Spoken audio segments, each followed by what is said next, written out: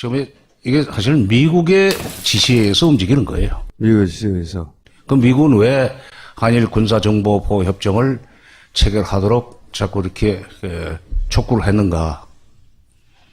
미국이 2010년대로 넘어오면서 특히 시진핑 최대 출범 이후에 미국이 중국을 그대로 놔둬가지고는 동아시아에서 미국의 헤게모니, 패권을 잘못하면은 막 그 반쪽이라든지 뭐 뺏기지는 않겠지만은 미국의 국가이익이 상당히 타격을 입겠다 하는 그런 계산을 하게 됩니다. 중국 경제는 계속 지금 커지고 있잖아요. 미국 경제는 그렇게 빠른 속도로 커지지를 못합니다. 워낙에 부자이긴 하지만은 그 군사비를 매년 2013년부터는 매년 1년에 500억 달러씩 삭감을 해 나가야 되는 그런 정도의 재정 절벽에 부딪혀 있어요. 그러면 2022년까지는 국방 예산을 늘리지를 못할 뿐만 아니라 오히려 깎아야 됩니다. 500억 달러면 어느 정도냐? 우리나라 금년도 국방 예산이 385억 달러밖에 안 됩니다. 우리나라 국방비 전액보다도 훨씬 더 많은 액수를 삭감을 해야 되는데 이게 중국이라는 나라를 찍어 놓으려면은 돈이 든단 말이에요. 이 지역에다가 그 무기를 배치하든지 사드 다 그런 거지만 근데 그 돈을 지불할 수 있는 능력이 없는데 마침 그 돈을 대신 내고라도 자기 군사를 강화해서 중국을 견제해 줄 나라가 누구냐? 일본입니다. 어머, 너무 잘 이해돼. 장관님 화이팅!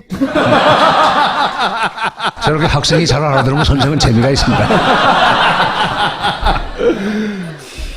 작년 4월 28일 날 아베가 미국에 가지 않았습니까? 가서 체결한 것이 신미일 방위협력 지침이라는 겁니다. 신미일 방위협력 지침은 자유대회 해외 출병을 허용 내지는 지원하는 내용이에요.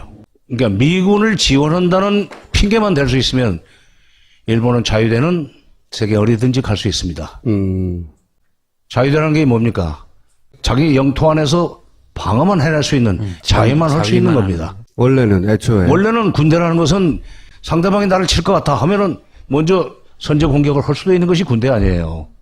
일본은 그런 능력을 그런 짓을 못하도록 2차 대전 이후에 메가더 헌법이라는 건데 그걸 빼버렸어요. 헌법 구조에 그렇게 돼 있습니다. 그걸 이른바 평화헌법이라고 그러지만 일본 우파로서는 극우 세력으로서는 그 구조를 빨리 고쳐야만 되는데 그걸 해줄 수 있는 총리가 별로 없었어요. 근데 이게 이제 아베가 들어서 가지고 그걸 본격적으로 추진하는데 한국이 뭐 다른 나라와 얼마든지 군사 협력해도 되지만 미국이 중국을 압박해 들어가는 소위 스크럼을 짜는데 한일 간의 군사적 협력을 하도록 맺는 것이 이번에 한일 군사정보 보호 협정입니다. 이걸 위해서 작년 12월 28일 날 위안부 문제에 대해서 그야말로 수술하다 말고 가위를 뱃속에 넣고 꿰매는 것 같은 그런 봉합을 했습니다.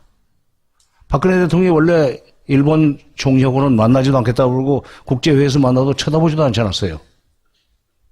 그런 정도로 일본이 과거사 문제, 위안부 문제 같은 과거사 문제에 대해서 분명하게 사과하지 않으면 나는 일본과 임기 중에 정상회담 안 해도 좋다는 식으로 일본을 압박했는데 그게 미국을 불편하게 만든 거예요.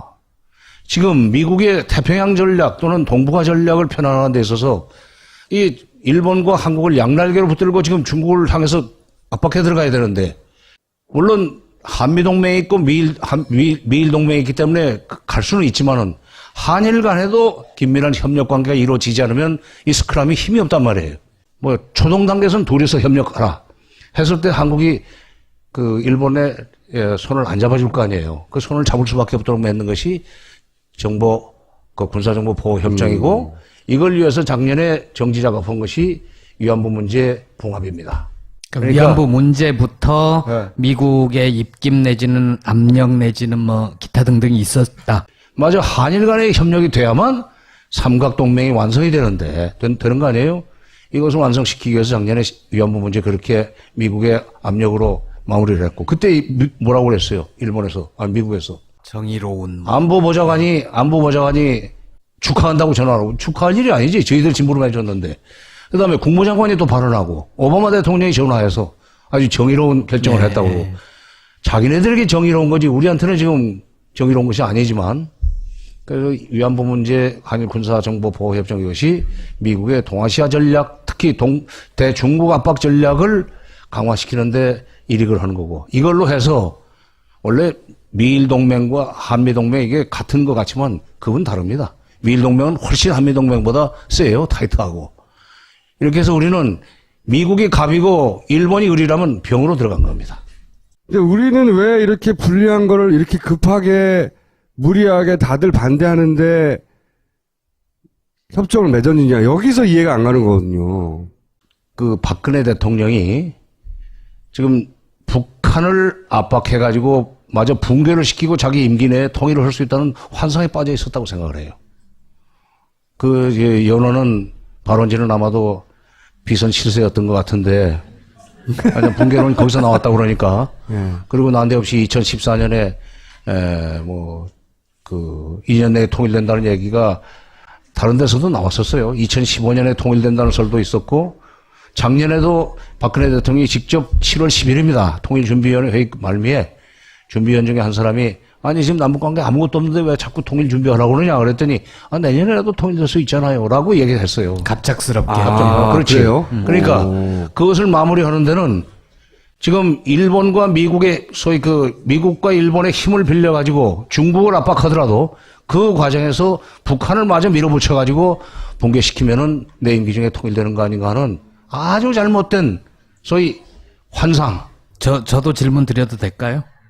아니 가만히 있어. 왜 저내고 저 안 돼요? 아니 저기는 반장이고 여기는 부반장이에요. 그러니까 지금 우리는 박근혜 대통령이 뭔가 지금 북한을 미워하는 그런 마음 때문에 이렇게 이제 시작이 됐는데, 한때는 중국과 미국 사이에서 균형을 잡겠다고 가지고 작년 9월 3일 날 천안문 왕로에 서서 시진핑하고 같이 이렇게 웃는 모습으로 사진도 찍고 그러지 않았었어요? 그렇죠, 맞아요. 예. 그 이후에 이제 북한의 핵 문제나 미사일 문제가 복잡해지면서 중국 보고 도와달라고 그랬는데 도와주질 않는단 말이에요. 중국은 중국대로 계산이 있으니까. 남한 대통령이 도와달라고 해서 무조건 북한을 압박할 수는 없잖아요. 만약 북한을 압박해가지고 탈북자가 나오기 시작하면 이른바 만주 일대의 경제가 어려워지고 치안 질서가 복잡해지는 것 때문에 중국은 우리가 요구하는 만큼 북한을 갖다 압박할 수가 없어요. 그것 때문에 이제 삐친 거지. 그래가지고 사드 배치 오늘 이번에 7월 달에 결정한 거 아니에요. 사드를 배치한다고 그러면 그게 겁나서 중국이 북한을 압박해주지 않고 하는 자기 나름대로의 덧셈 뺏음을 한 것 같은데, 그게 덧셈 뺏음을 되는 문제는 고차 연립방정식입니다. 그 계산이 안 맞은 거예요. 그러다 보니까 이제 퇴로가 없으니까 확실하게 그러면 미국 편에 서가지고 북한을 압박하는 쪽으로 갈 수밖에 없고, 이러다 보면은 미국이 하라는 대로 갈 수밖에 없다.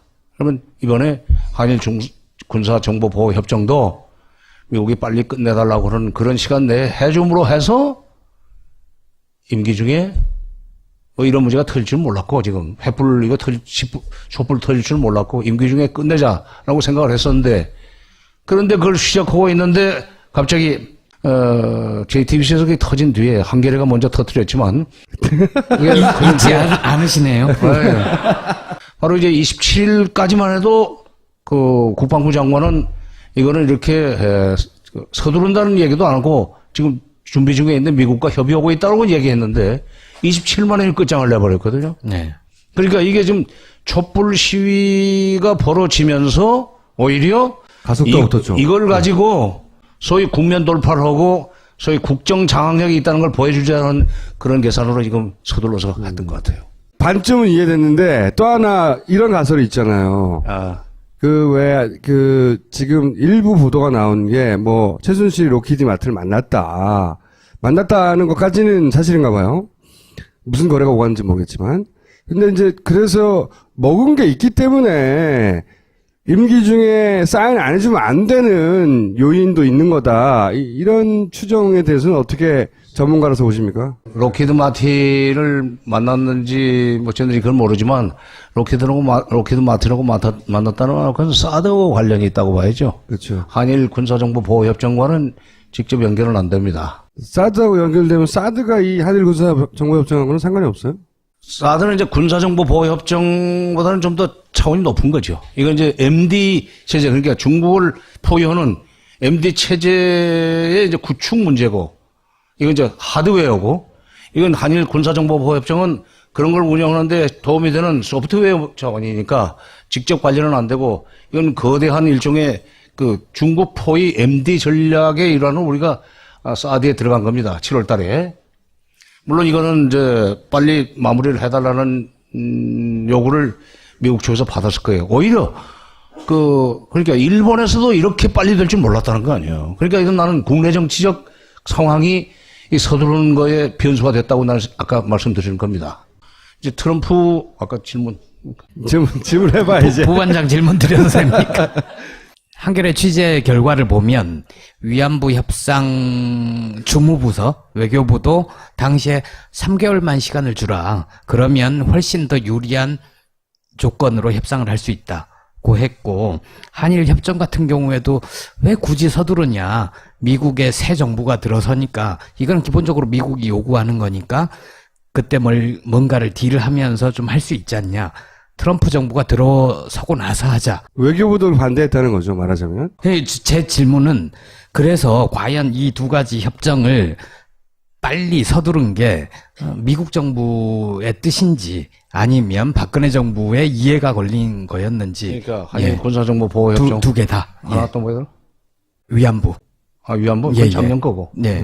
그것도 굉장히 그 실무부서의 건의를 지키고 그렇게 서둘렀던 거고, 뭐 개성공단도 네.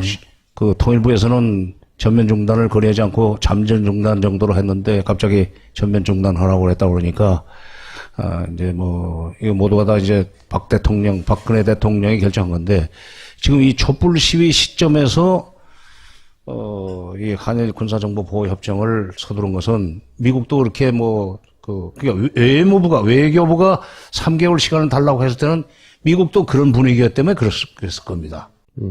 미국도 그렇게 빨리 안 될 줄 알고 한 3개월 후에 사실 미국 국무부 입장에서도 트럼프 정부 들어선 뒤에 해도 뭐 나쁘지 않다. 되면 되는 거고, 되면 좋고, 그러나 이렇게 금년 내에 끝내야 될 건, 금년이 아니라 그렇죠. 금년 내에 끝내야 될 건 아니다는 식으로 얘기를 했으니까 할 텐데, 대통령이 이렇게 서두른 건 아까도 얘기했지만 역시 국내 정치적 변수가 작용을 한 것 같다. 오히려 봐라, 내가 멀쩡하다는 걸 보여주려고 했다. 그렇죠. 그리고 이제 작년에 미친 건데, 그러면. 위안부 문제를 서둘러서 한 것도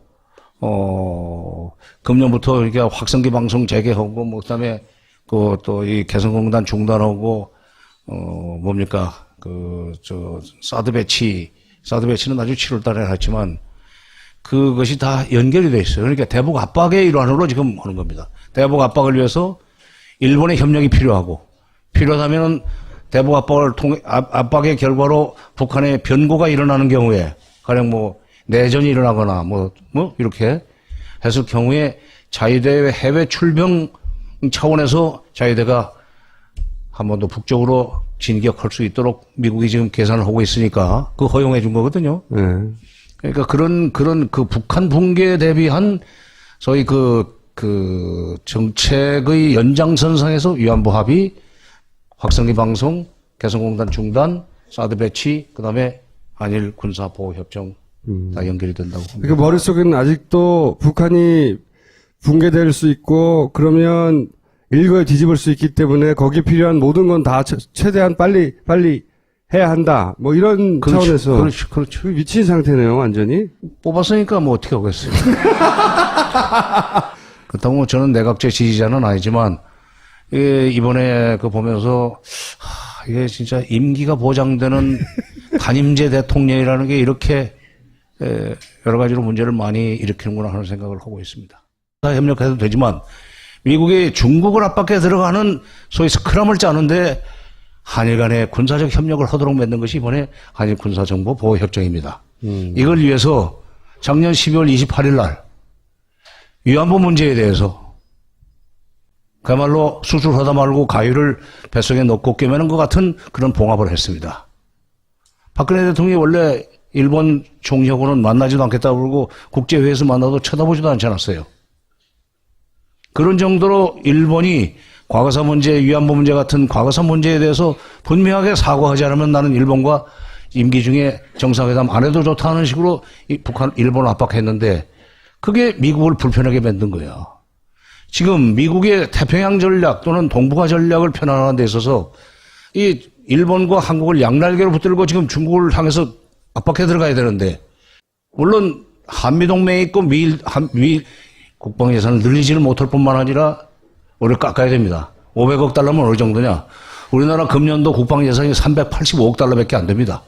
우리나라 국방비 전액보다도 훨씬 더 많은 액수를 삭감을 해야 되는데 이게 중국이라는 나라를 찍어 누르려면은 돈이 든단 말이에요. 이 지역에다가 그 무기를 배치하든지 사드 다 그런 거지만 근데 그 돈을 지불할 수 있는 능력이 없는데 마침 그 돈을 대신 내고라도 자기 군사를 강화해서 중국을 견제해 줄 나라가 누구냐? 일본입니다. 어머, 너무 잘 이해돼. 장관님 화이팅! 저렇게 학생이 잘 알아들으면 선생은 재미가 있습니다. 그 작년 4월 28일 날 아베가 미국에 가지 않았습니까? 가서 체결한 것이 신미일 방위협력 지침이라는 겁니다. 신미일 방위협력 지침은 자유대회 해외 출병을 허용 내지는 지원하는 내용이에요. 그러니까 미군을 지원한다는 핑계만 댈 수 있으면 일본은 자유대는 세계 어디든지 갈 수 있습니다. 자유대라는 게 뭡니까? 자기 영토 안에서 방어만 해낼 수 있는 자위만 할 수 있는 겁니다. 원래는 애초에. 원래는 군대라는 것은 상대방이 나를 칠 것 같아 하면은 먼저 선제 공격을 할 수도 있는 것이 군대 아니에요.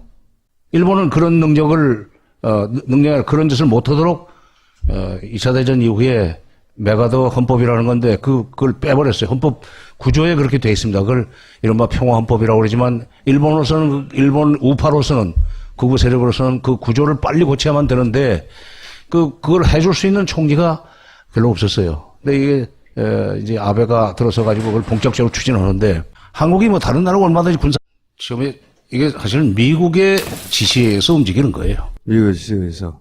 그럼 미국은 왜 한일 군사정보보호 협정을 체결하도록 자꾸 이렇게 촉구를 했는가?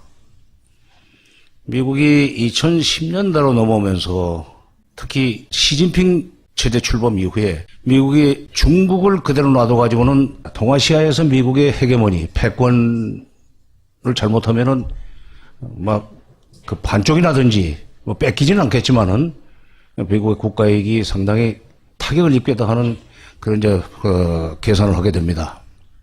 중국 경제는 계속 지금 커지고 있잖아요. 미국 경제는 그렇게 빠른 속도로 커지지를 못합니다. 워낙에 부자이긴 하지만은 그 군사비를 매년 2013년부터는 매년 1년에 500억 달러씩 삭감을 해 나가야 되는 그런 정도의 재정 절벽에 부딪혀 있어요. 그러면 2022년까지는 미일 동맹이 있기 때문에 갈 수는 있지만은 한일 간에도 긴밀한 협력 관계가 이루어지지 않으면 이 스크럼이 힘이 없단 말이에요. 초동 단계에서는 둘이서 협력하라 했을 때 한국이 그 일본의 손을 안 잡아줄 거 아니에요. 그 손을 잡을 수밖에 없도록 맺는 것이 군사정보 보호 협정이고 이걸 위해서 작년에 정지 작업한 것이 위안부 문제 봉합입니다. 그러니까 위안부 문제부터 미국의 입김 내지는 압력 내지는 기타 등등이 있었다. 맞아. 한일 간의 협력이 돼야만 삼각동맹이 완성이 되는데, 되는 거 아니에요? 이것을 완성시키기 위해서 작년에 위안부 문제 그렇게 미국의 압력으로 마무리를 했고, 그때 뭐라고 그랬어요? 일본에서, 미국에서. 정의로운. 안보보좌관이 축하한다고 전화하고, 축하할 일이 아니지. 저희들 진부름 해줬는데. 그 다음에 국무장관이 또 발언하고, 오바마 대통령이 전화해서 아주 정의로운 결정을 했다고.